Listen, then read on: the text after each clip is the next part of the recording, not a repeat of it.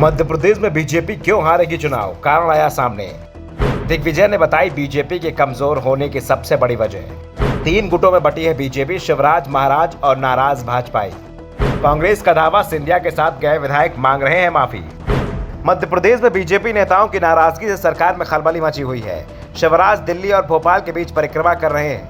विधानसभा चुनाव 6 महीने में ही होना है। पार्टी के नेता मान रहे हैं कि गड़बड़ हो रही है।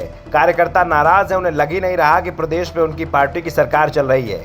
ऊपर से गुटबाजी ने चिंता अलग से बढ़ा रखी है। टिकट को लेकर अभी से तकरार शुरू हो गई है। नेता पार्टी छोड़ रहे हैं और संकेत इस बात के मिल रहे हैं कि चुनाव के करीब ये महाभारत और तेज हो सकती है।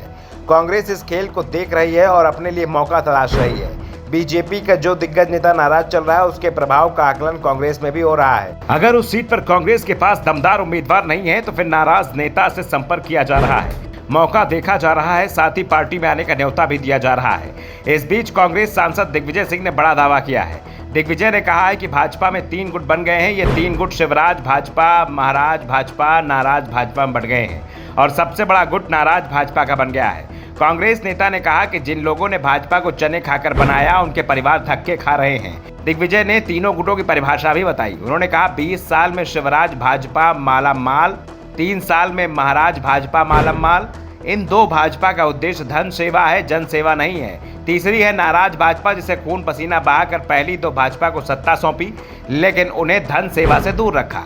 केवल आदर्श का पाठ पढ़ाते रहे, वे ईमानदारी से भाजपा की सेवा करते रहे। नतीजा अपने आसपास तीनों वर्गों के भाजपाई नेताओं, उनके बच्चों और उनके परिवारों के हालात देख ले। दिग्विजय सिंह ने फेसबुक पर पोस्ट शेयर की, इसमें लिखा 20 साल से ठेकेदार व दलाल मालामाल हो गए। जिन भाजपा व संघ के ईमानदार नेताओं कार्यकर्ताओं ने अपनी मेहनत से चने खाकर भाजपा को खड़ा किया, वे और उनके परिवार धक्के खा रहे हैं। दिग्विजय सिंह ने संघ और बीजेपी नेताओं पर निशाना साधते हुए कहा कि भाजपा और संघ के बड़े नेता भाजपा कार्यकर्ताओं को उनके बच्चों को सरस्वती शिशु मंदिर में पढ़ने की सलाह देते हैं, खुद के बच्चों को इंग्लिश मीडियम स्कूलों में भेजते हैं, उच्च शिक्षा के लिए विदेश भेजते हैं। दिग्विजय ने सीएम शिवराज का नाम लेते हुए कहा कि आप लोग शिवराज के बच्चे को ही देख लें, विदेश में पढ़कर आए हैं। मेरी भाजपा व संघ के बड़े नेताओं की सलाह है कि उपदेश देने से पहले खुद अमल करो, यानी कि सलाह देने से पहले खुद के बच्चों को हिंदी मीडियम सरस्वती शिशु मंदिर में पढ़ने भेजें।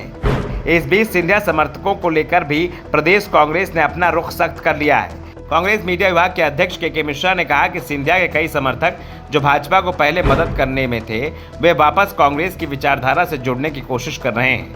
लेकिन हम साफ कर दे रहे हैं कि अगर कोई पार्टी छोड़कर जाता है तो उसकी वापसी पर शीर्ष नेतृत्व विचार कर सकता है, लेकिन अगर कोई बिका हुआ है तो उसके लिए कांग्रेस के दरवाजे बंद हो गए हैं। कांग्रेस नेता ने कहा कि कांग्रेस पार्टी धर्मशाला नहीं है, कोई भी आए और गद्दी, तकिया, चादर देकर विश्राम करने के लिए कांग्रेस में एंट्री ले।